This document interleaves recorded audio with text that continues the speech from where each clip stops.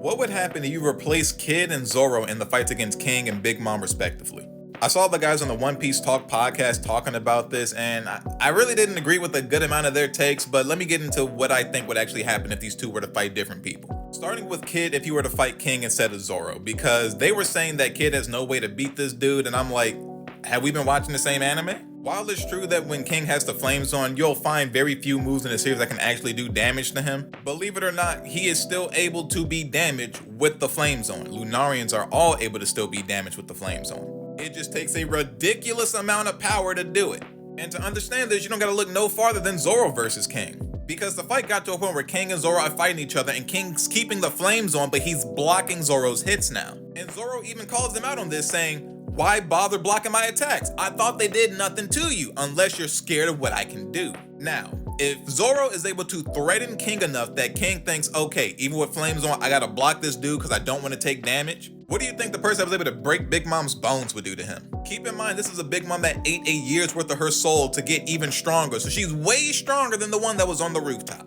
Kid is able to do this to Big Mom, he's doing way worse to King. And I know on their podcast, they were saying that, oh, well, she was giving all the credit to all the damage being done to her to Law, when that's not the case either. Like, sometimes people just need to really listen to what the characters are saying in the show. Because she explicitly says that I need to watch out for Law's techniques. It feels like I cracked some ribs. She's not talking about her arm, because she could just use some of her soul to heal her arm. Maybe it's harder to do that for her ribs, we don't really know, but the point still stands that she was talking about her ribs being broken by Law's technique, not her arm. And we only see her arm get broken after she gets hit with Punk Cornadillo, so we know it was this move. Like, I really need y'all to understand that Big Mom does not want to get hit by this move. She knows it hurts bad. After Kid assigned her for the second time and she looked up and saw Punk Cornadillo coming at her, look at the fear in her face. She had to muster up the strength to move with the building still attached to her back to turn around so that Punk Cornadillo did not hit her. Another misconception they were having, a lot of people have about Kid, is his uses of haki.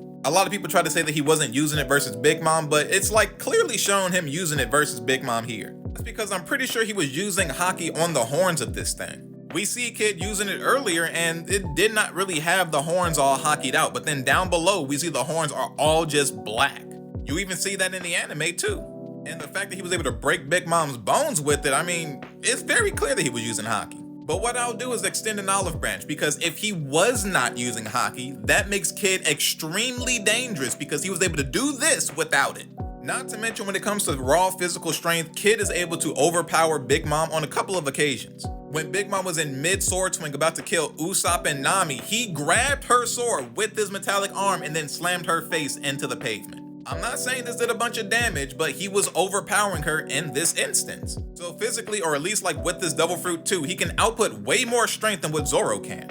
Because we see instances where King is in mid-sword swing and Zoro tries to block it, but he gets sent flying instead. Versus Kid, he would literally just grab King's sword and slam him into the pavement, assign him to the ground so he can't move. And if Big Mom powered up with the year of her lifespan was struggling to get out of the assign, I'm pretty sure King can't get out of it. And then from there, he can either Punk Cornadillo and take him out, or he could use Damn Punk, which would definitely take him out. Either way you put it, Kid is definitely removing King from the scenario.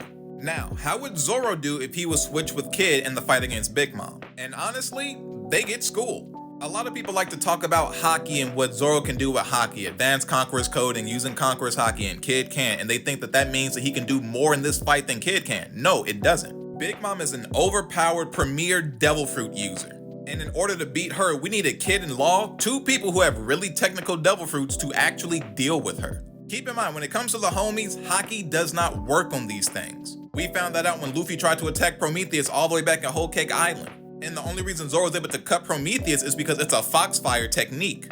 But he's not doing damage to Prometheus, he's just splitting it, because every time he did this, Prometheus would just reform afterward and he had to keep cutting it over and over again.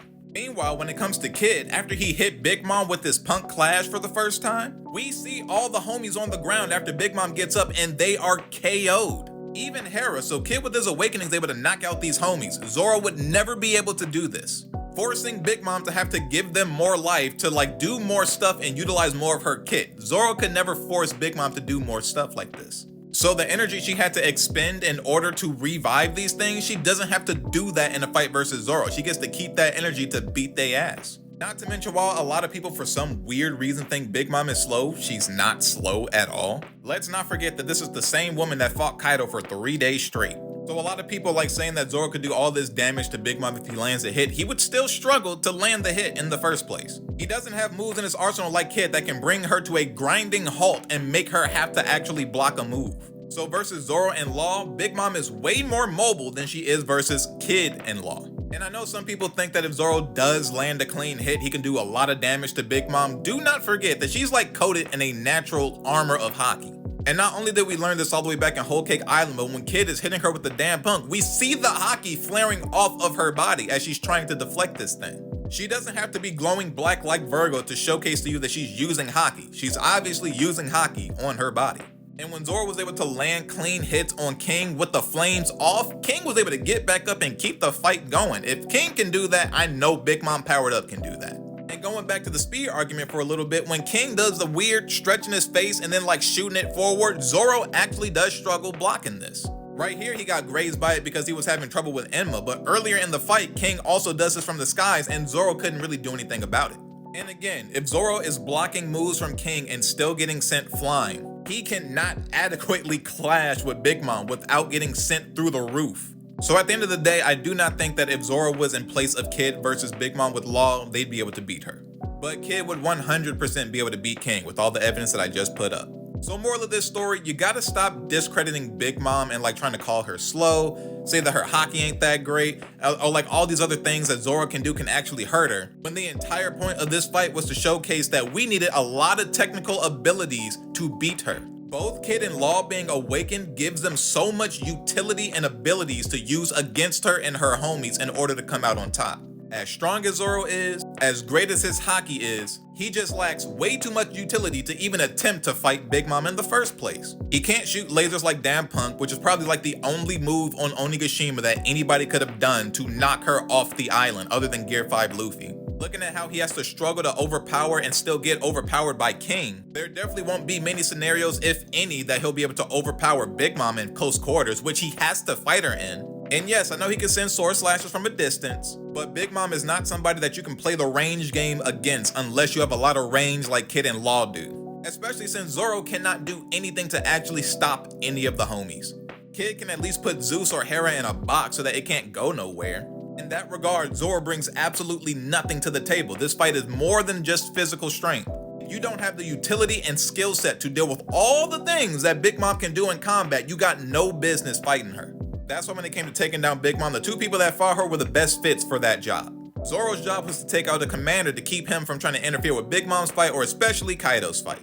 I'll definitely go on record saying that I think any of the three captains could have beat King. If Kid, Law, or Luffy had to fight this dude, King is getting packed up. It's just that the captains were so strong that their opponents had to be only the emperors or else we would lose this war. Quick side note, these prints are still on sale. Just put in the code ONEPIECEBREAK on my Etsy shop and you get 20% off.